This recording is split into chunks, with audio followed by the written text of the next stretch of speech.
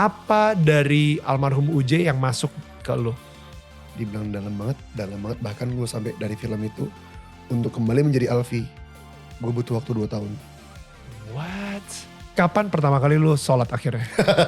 Sedih nih bang, bang. Gue sholat di masjid. You know what? Gue dituduh maling kotak amal masjid. Itu jamaah. Maling kotak amal lu! Oh diteriakin di masjid. Ini lucu banget sih. Ini lucu banget sih. Hai, ini gua Daniel, tetangga kamu. Di sini gua akan ngobrol dengan tetangga gua tentang perjalanan hidup mereka dari kacamata spiritual di saat mereka mengalami situasi tidak pasti dan kekhawatiran, sampai bisa kembali bangkit menjadi orang yang lebih kuat dari sebelumnya. It's gonna be very exclusive and inspiring.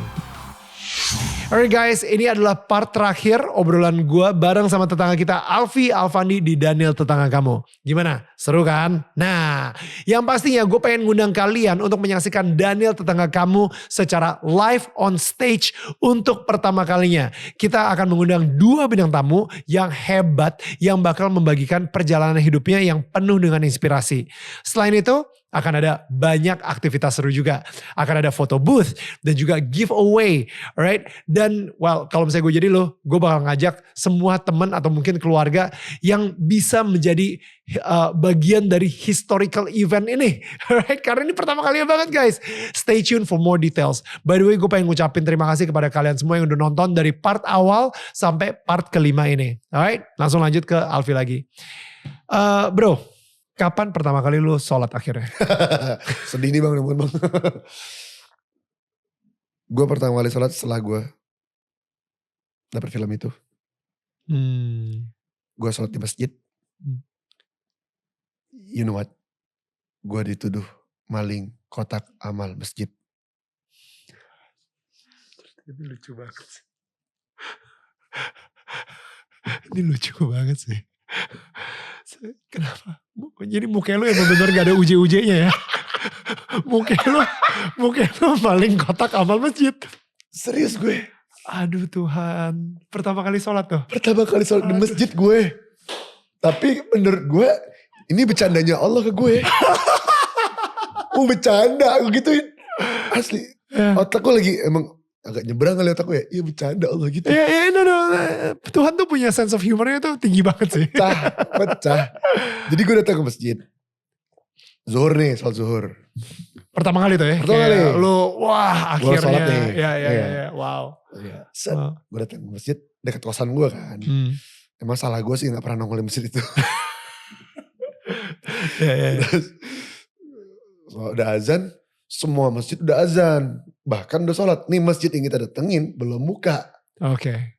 Lah mana marbotnya? Ya. Yang ngurusin mana? Gue tanyain, Pak mana Pak yang ngurusin Pak marbotnya?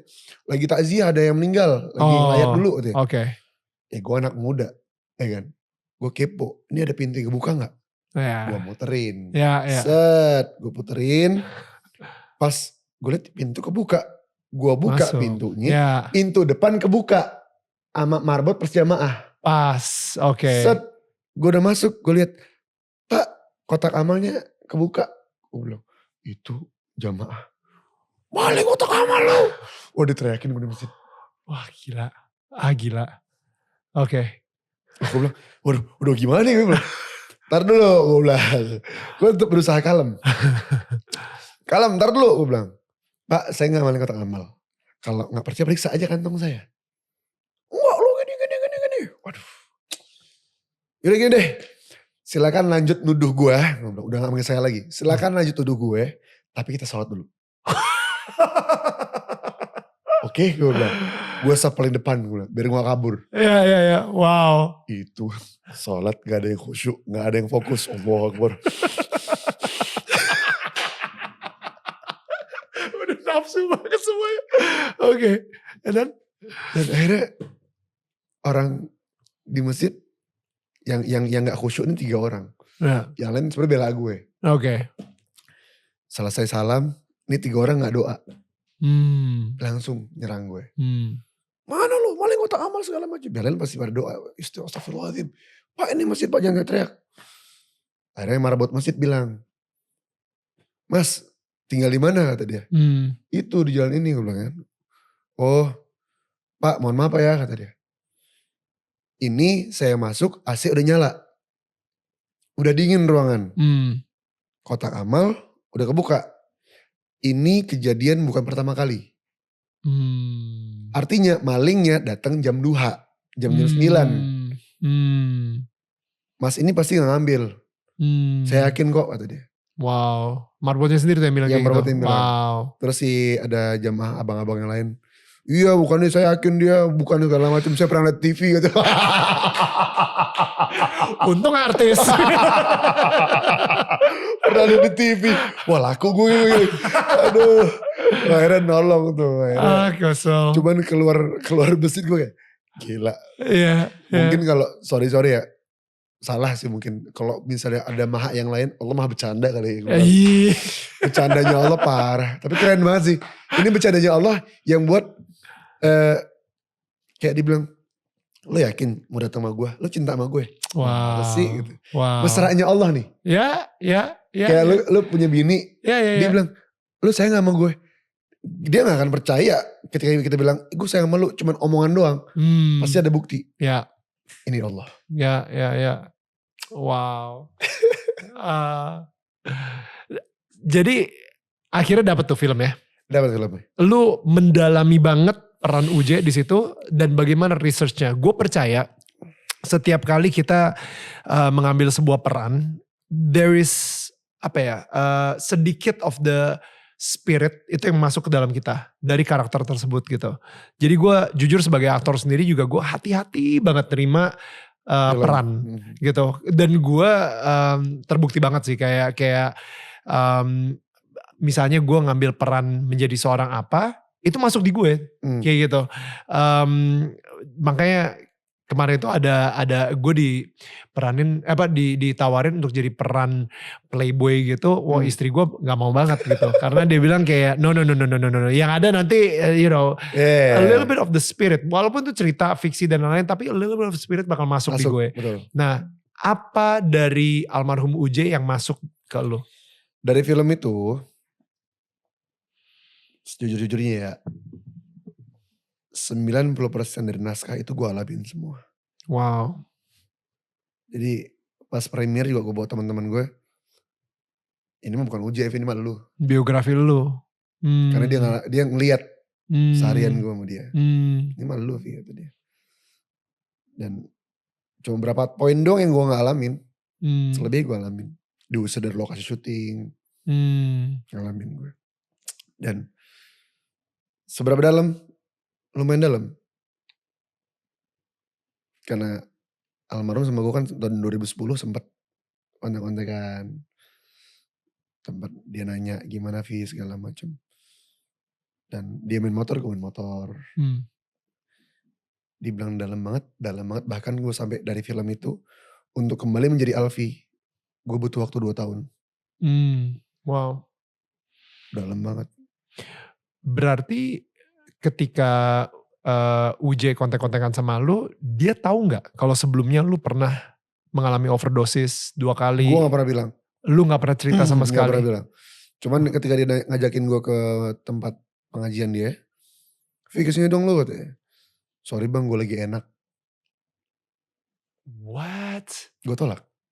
Wait, lu lagi on drugs? Yes. At that time? Yes. Walaupun lu udah dapet filmnya UJ? Oh sebelum, itu sebelumnya.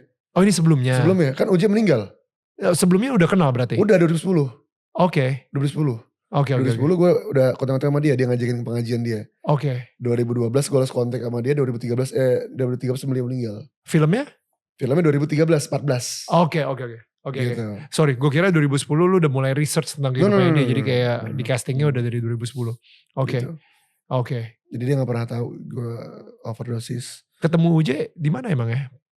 Kenapa bisa kontak-kontakan? Oh gara-gara waktu itu lewat istrinya beliau, Umi Pipik. Oke.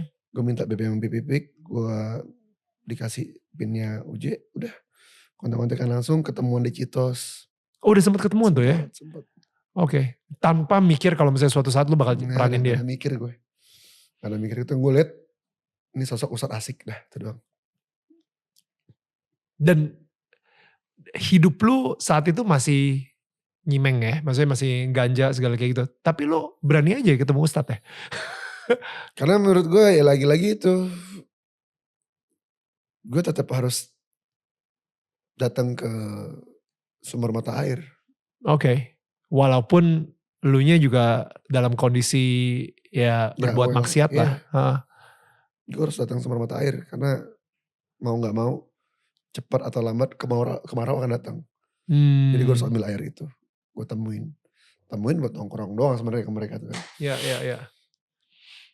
In the end dapat film itu ya jadi pembelajaran buat gue semuanya. Gitu. Akhirnya mulai Bikers dakwah ini kapan? Tahun 2019 setelah gue pulang mondok pesantren kilat di Yaman. Jadi abis dari Yaman. 2019? Ya. Oke. Gue dari Yaman itu 2017. Oke. 2017 gue pulang, 2018 gue mulai keliling biasa ngisi acara dan sharing-sharing lah ya. Terus 2019 gue dimimpiin sama guru gue. Ada gue diskusi sama bini gue, sayang maksudnya guru kita apa ya, dakwah di tempat lo katanya gitu. Wasilahnya guru kita Habib Umar bin Hafiz. Bini gue bilang, lu kan anak motor kata dia. Sama anak motor lah kata dia. Gue lupa gue anak motor. gue anak motor ya. Oh iya gue anak motor ya. Iya bikin apa ya gitu. Dulu biker dakwah. Karena emang dulu kerjaan gue adalah nyamperin klub to klub motor, MC. Terus. Karena lu emang di dunia itu ya. Jadi lu sering dipakai untuk MC dan lain-lain. No. MC itu motor klub. Oh motor klub, oke. Yeah. Gue pikir lu suruh MC, sorry.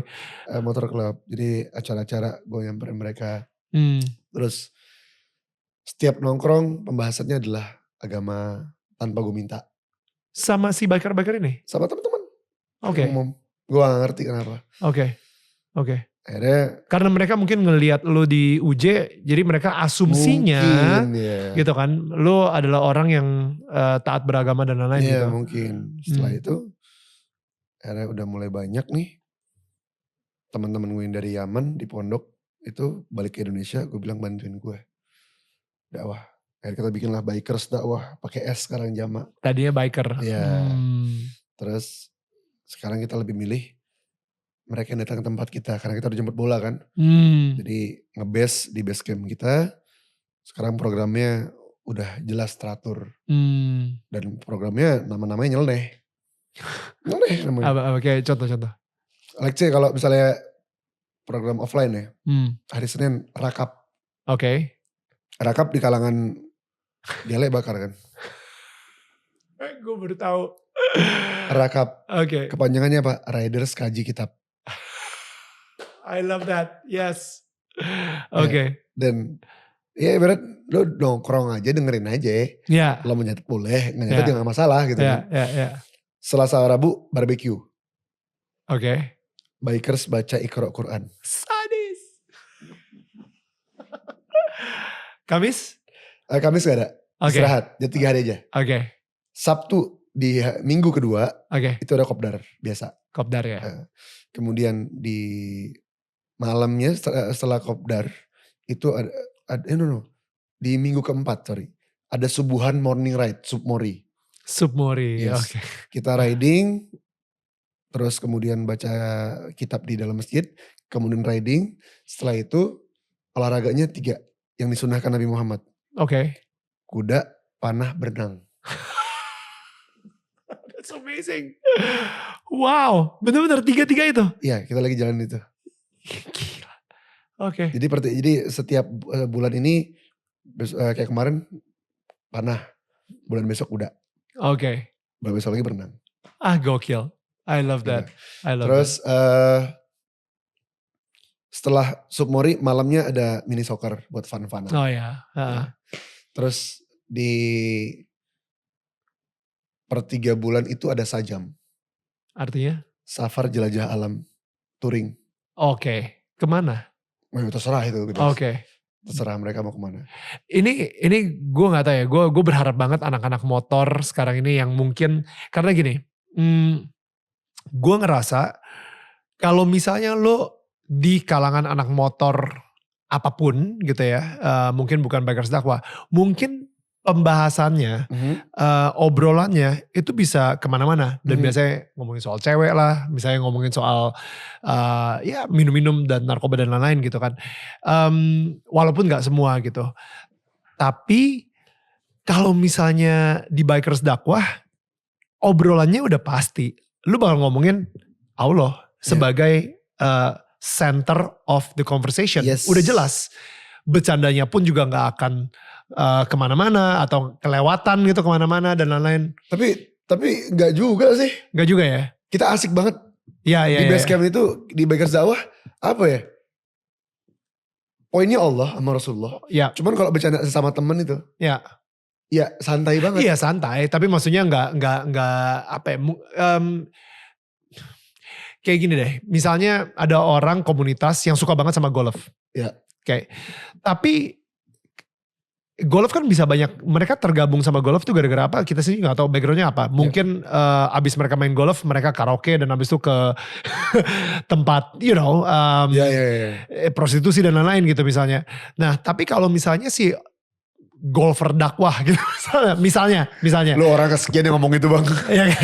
Golfer dakwah, gue main golf juga soalnya. Oh serius? Bro, konfirmasi bro, udah jelas golfer dakwah, come on. Lu udah ada bikersnya, lu udah perlu golfernya, come on man. Aduh lupa. Golfer dakwah. Gila, itu contoh tuh random gila man. Iya. Ini udah anggap aja itu Tuhan nge-confirm gitu.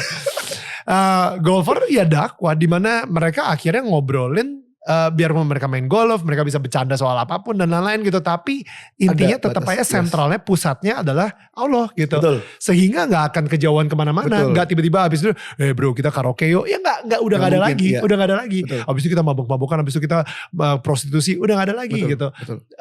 Tapi yang komunitas lainnya tidak nge-stop mereka ke arah situ gitu misalnya. Iya. Jadi emang di bikers dakwah emang ya begitu. Mereka nggak ujungnya nggak akan macem-macem. Ya. Pernah mau macem-macem, tapi nggak jadi. Karena di stopin sama Allah. Iya. Sama Tuhan ya. Iya. Pernah udah mau macem-macem niatnya tapi nggak jadi. Jadi emang ada benteng sendiri lah di situ. Iya. Gitu. Karena sesuatu yang baik menurut gue akan dilindungin banget sama Tuhan. Iya. Akan dilindungin banget. Gitu. Nah sekarang ini lu sendiri akhirnya jadi pendakwah juga gitu. Akhirnya apa yang gue dibilang ya, gue bingung juga nih. Kayak agak-agak kayak Ustadz Jeffrey juga gitu pada akhirnya. Gue gak ngerti ya. Tapi yang pasti adalah gue terus akan nyebarin kebaikan. Lu akan? Nyebarin kebaikan terus. Nyebarin kebaikan. Manfaat orang banyak. Oke. Whatever mereka manggil gue ustadz apapun itu. Gak penting buat gue. Panggilan adalah hadiah. Iya. Apalagi ustadz gitu kan. Dan jujur, sejujurnya itu berat buat gue. Iya. Tapi yang pasti, mau apapun lo manggil gue tetap nyebarin kebaikan dan manfaat untuk orang banyak. Semampu gue. Kayak di bikers dakwah, kayak tadi gue bilang, ada sajam, Ramadan kita bikin juga nih. Manfaatnya apa? Ramadan jam malam. Rajam itu Ramadan jam malam. Iya. Ngeri banget rajam. Nah iya, bulan Ramadan bagi umat muslim adalah bulan penghapusan dosa. Iya. Kita bikin rajam, Ramadan jam malam. Rajam tuh mungkin lemparin batu ya sampai mati gitu. Cuma kita di base camp itu. Wah ngelemparin makanan gitu kan. Ya kan ngelemparin berkah gitu kan. Enggak, kita doa bareng, nangis bareng. Wow. Kita ngumpul bareng-bareng tuh. Gue gak ngerti kenapa bisa nangis bareng. Kita doa bareng, muhasabah. Kemarin yang lucu juga yang keren apa? Lo tau Abizar gak sih? Enggak. Anaknya UJ. Oke. Sekarang dia ikut. What? Muhasabah. Dia pimpin muhasabahnya. Dia zikirin. Wow. Top man. Wow. Dan kegiatan ini yang berlangsung selama bulan Ramadan. Apalagi kegiatan kita ada bikers dakwah goes to school atau bikers dakwah sekolah lagi. Jadi kita nyamperin sekolah-sekolah untuk memberikan edukasi karena kita ngeliat masalah LGBT. Ya. Kemudian akhlak, adab kepada orang tua dan guru ini penting banget. Ya. Ini yang krisis zaman anak sekarang. Terus yang mereka selalu mengeluhkan orang tuanya dengan harta orang tuanya. Ini harus kita bina. Ya. Ini Bikers Goes to School. Itulah program yang off air. Dan yang on air mungkin lo agak kesel sih dengarnya. Yang pertama program YouTube gue Bikers Dakwah Bid'ah. bicara tentang hidayah, bid'ah. Bid'ah, oke. Standar. Ya, bid'ah. Yang kedua nih, bispak. Kesel. Bicara seputar akhlak.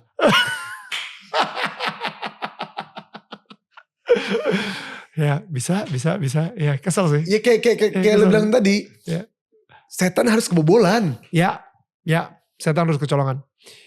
Dan gue bukannya apa ya, gue suka banget karena ini adalah kata-kata yang tadinya dipakai sama sesuatu, dipakai sama setan untuk nge-labelin atau menjadi sebuah konotasi yang negatif, tapi lu ngambil lagi untuk kemuliaan Tuhan. Yes. Kita bikin seperti itu. Itu harus. Menurut gue keren banget. Harus. Keren banget. Jadi kalau kata Rasulullah SAW, kita berperang melawan diri sendiri, ya ini dia. Ya. Hawa nafsu ini. Gimana cara kita perang hawa nafsu kita perangin setan, kita ambil brand-brand yang diambil sama dia buat negatif, ambil balikin untuk positif. That's it. Bro, gue suka banget sama BD, Bikers Dakwah. Yo! Ntar main ya. Siap. Bener ya? Kalau misalnya diundang, gak akan gue tolak. Yeah. Dan lu tau bang, di Bikers Dakwah, yang nongkrong bukan cuma muslim. That's amazing. Kristen. Ya. Cina. Ya. Kesannya Cina itu agama gitu. Tionghoa. Sorry Tionghoa. Tionghoa juga bukan agama, itu ras. Apa sih? Konghucu. Sorry. Oke. Konghucu. Chinese. Ya. Chinese. Sendek pada sendek. Oke, ulang. Konghucu. Agnostik. Ateis. Kayak kemarin ada yang lucu nih. Nasrani datang, Kristen datang. Datang habis minum. Bro, gue mau nanya dong pasal sholat, kata dia. Woi, ada apa lu? Gue bilang. Enggak, gue pengen tahu aja, kayaknya sholat tenang dah, kata dia. Wow. Dia datang habis minum, celana pendek. Terus ngobrol panjang. Yaudah gue mau sholat nih, gue bilang. Gue boleh ikut gak? Wow. Boleh. Wow. Ya udah, gue bilang. Dia wudhu, ngikutin kita wudhu. Lu tau gak? Dia sholat celana pendek. Allahu Akbar. Gue bilang, lu jangan celana pendek. Loh kayak Tuhan lu maaf kata dia. Wow. Ini yang jadi diskusi kita. That's so good. Yeah, that's so good. Makanya kita punya tagline dirangkul bukan dipukul. Ya. I like that. Mereka yang gak tahu jangan dimarahi. Ya. Karena gue pengalaman dulu zaman gue masih melintir. Ada seorang datang bilang gue, lo haram lo neraka lo. Itu gue paling, yang gue pikir adalah ini rahangnya yang mana gue tonjok nih. Pasti. Ya, karena gue gak suka digituin. Gue lebih seneng kayak, gitu ya? Nah ini ada cara lebih bagus lagi gitu. Gue lebih seneng gitu. Wow. Ya Ben, Basecamp di mana? Di Warung Buncit. Ayo. Di Pilihan Coffee. Please, undang gue, Albina. Bener lu ya? Bener. Kapan bisa? Sekarang? Enggak dong. Ya, sekarang gak bisa. Tapi lo mau ke situ? Gue mau ada kerjaan lagi habis itu ke situ. Ya udah, ya jangan undangnya jangan sekarang lah kalau gitu. Gue ngetes doang sebenarnya. Gue ngintilin lo kerja. Kesel banget ini anaknya. Ya, kapan? Tapi minggu pasti, depan lah. Ayo banget. Gue pengen ngeliat juga dan pasti gue support. Gue jujur gini, gue support banget semua aktivitas yang mendekatkan seseorang kepada Tuhan. Yes. Ya, apapun itu agamanya. Jadi ini adalah sesuatu yang di hati gue banget gitu. Lebih baik gue ngelihat seseorang mempunyai Tuhan daripada dia rusak karena narkoba, karena I don't know, hidupnya gak bahagia, dia bunuh diri dan lain-lain. You know what I mean? Like karena gak punya harapan, putus asa dan lain-lain. Mendingan dia punya Tuhan, gak peduli caranya seperti apa. Ya, gak peduli ritualnya apa. Gak peduli diketemuinya dari mana, di mana. Mungkin kalau misalnya lu pengen bikin kelaber dakwah, please. Right? Right? Maksud gue gini, maksudnya justru kita sebagai seseorang yang mempunyai hubungan khusus dengan Tuhan, ya justru dibutuhkan banget oleh dunia-dunia gelap tersebut gitu. Betul. Untuk menjadi terang. Setuju gue. Bukan malah dijauhin. Kayak misalnya tadi dia cuma nge-labelin lu, lu haram, lu bakal masuk neraka, gue gak mau temenan sama lu, malah dijauhin. Dan gue suka banget, ya harusnya lu dirangkul, bukan dijauhin atau bahkan dipukul. Lebih parah lagi. Tapi Vi, thank you banget. I think gue bisa ngobrol lebih banyak lagi sih sama lo sih.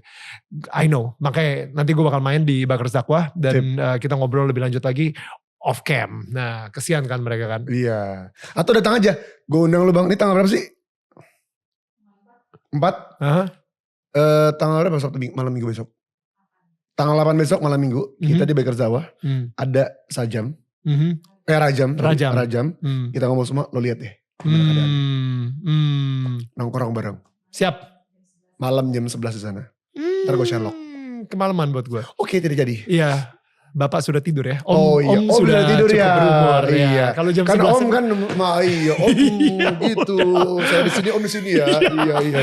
Om harus lari besok pagi ya soalnya. Maaf ya. Oke. Bro, ini ada souvenir dari kita ya. Ini bentuknya rumah itu. Dan gue berharap banget lu bisa pajang ini di tempat lu. Ini eksklusif hanya untuk tetangga-tetangga yang datang ke Daniel Tetangga Kamu. So, thank you banget. Dan itu bisa dapat lu bisa taruh lilin di situ. Dan itu di rumah, kesannya itu kayak rumah lu menjadi terang bagi tetangga-tetangga yang lainnya. Ya kan? Keren banget sih. Di tempat yang gelap sih. Om keren banget sih Om. Aduh, makasih loh. Vi, thank you banget. Thank you. Yang pasti tetangga saling menyangga, bukan menyangga. Kita ketemu lagi minggu depan. Bye guys.